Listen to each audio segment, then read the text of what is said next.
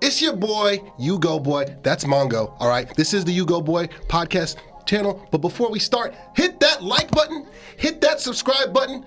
We got unfiltered, authentic conversations. We got sports talk. We got drops. Oh, yeah. So, Mongo, what should they do? Like and subscribe. Oh, yeah. Yahtzee.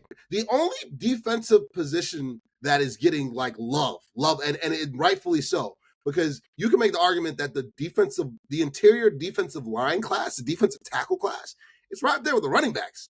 Like loaded. You know, you got Williams from Ohio State. You got Collins from Texas. Oh my God, you got a bunch of guys from Sanders from South Carolina. You got Caldwell from Oregon. You got Phillips from Maryland. You got tons of big boys inside. You know what I mean? And stopping the run is kind of important. It's kind of a reason why both our teams missed the playoffs. Well, aside from bad coaching and poor roster development and bad ownership, you know what I mean? You know what I mean? But stopping the run.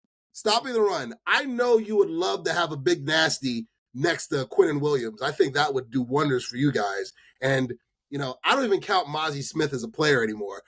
We re-signed Oso Digizua. Love that move. We need a big nasty next to him. And the bigger, the nastier, the better. You know, give me a guy that can't see his feet.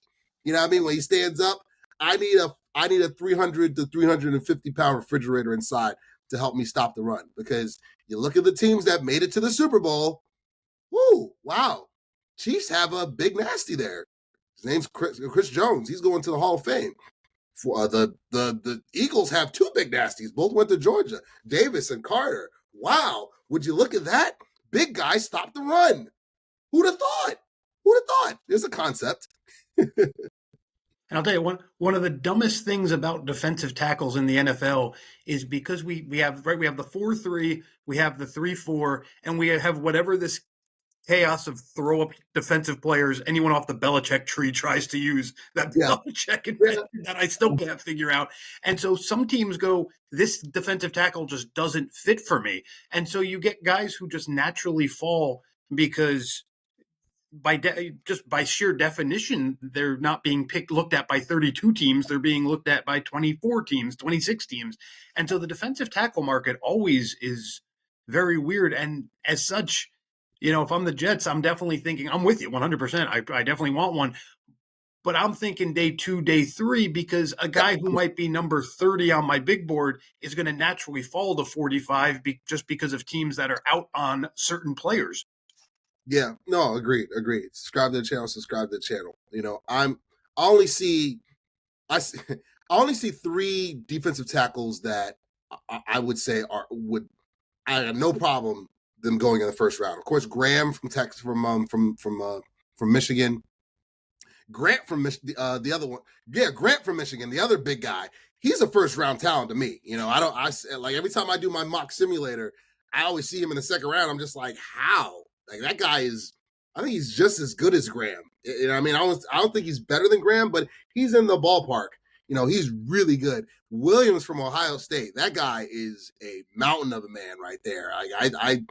He's a rock. You know, I see those 3 guys as you know, those are difference makers day one, man. And you know, for teams that want to stop the run, it's like I'm talking like Barney and Friends, like, okay, kids, the big guy stopped the run. You see what I'm saying? Like, yo, you draft a big nasty to help stop the run, man. It's like, I get it. Sacks is everything. I get that. I get that. But it's like, I look at what happened to Dallas in that Green Bay playoff game, which is going to haunt me for the rest of my life. And it's like, Aaron Jones is still running because who is going to stop the run? You expect Micah to stop the run by himself? Like, Micah's my height. I'm pushing 6. You know what I mean?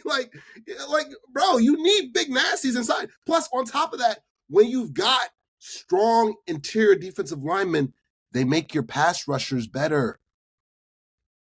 They collapse the pocket. They shrink the time necessary for the offensive tackles to be able to block these super athletes on the edge.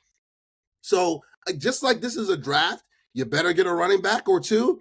This is a draft. you better get a defensive tackle or two, because those are the two strongest positions, hands down, in this year's draft. And, teams that miss the playoffs, like both our teams, we got to get busy. We got to get some of those guys for sure. You can drop a "tell me when I'm telling lies" and post for that one. You're absolutely right. Tell me when I'm telling lies. These defensive tackles also, you're absolutely right about their value, and they're also some of the easiest plug and play guys. You know what you're getting out of a Michael Pierce type year in and year out, other than that one random interception. That was still one of the best things I've ever seen.